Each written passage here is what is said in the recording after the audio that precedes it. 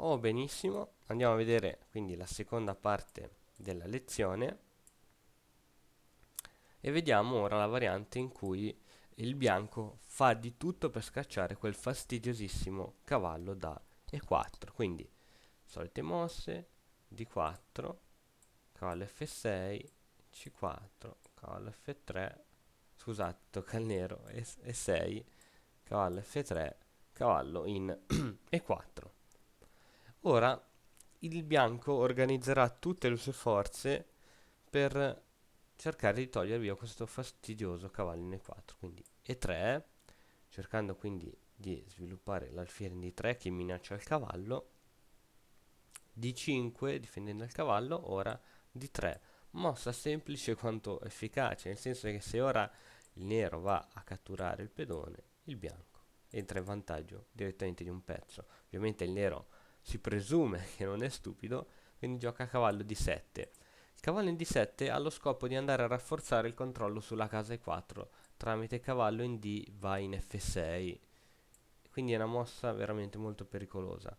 Noi però continuiamo a cercare di attaccare il cavallo viene difeso, ora dopo una serie di cambi avrebbe la vinta il nero, però tuttavia dopo donna C2 e il bianco avere in definitiva il vantaggio sulla casa E4. Dopo una serie di cambi praticamente il bianco essere in vantaggio di un pedone.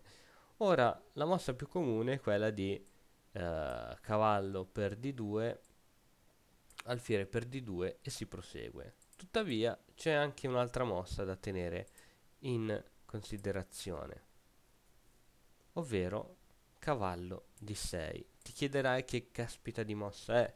Il cavallo da qui non può andare da nessuna parte. In realtà, dopo per esempio C5, il cavallo si insidia in una mossa in una casa veramente fastidiosa, che è la casa F5.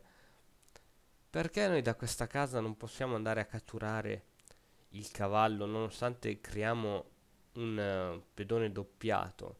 Perché se andiamo a farlo andiamo a dargli un vantaggio devastante al nero che ha il pedone in D5, il pedone in F5 che super controllano la casa in E4 dove per esempio un eventuale arrocco, cavallo in E4 e quel cavallo da lì non lo togli più se non indebolendo la tua catena di pedoni F2 e 3 D4 C5 tramite la spinta F3.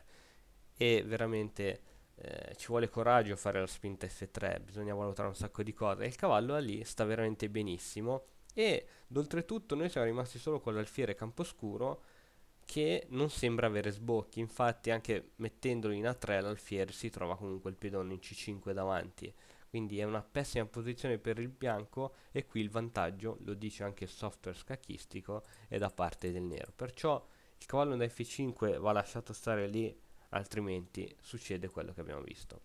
Arrocco, C6 creando una specie di Stonewall e ora andiamo a fare noi il giochetto che ci vuole fare il nero.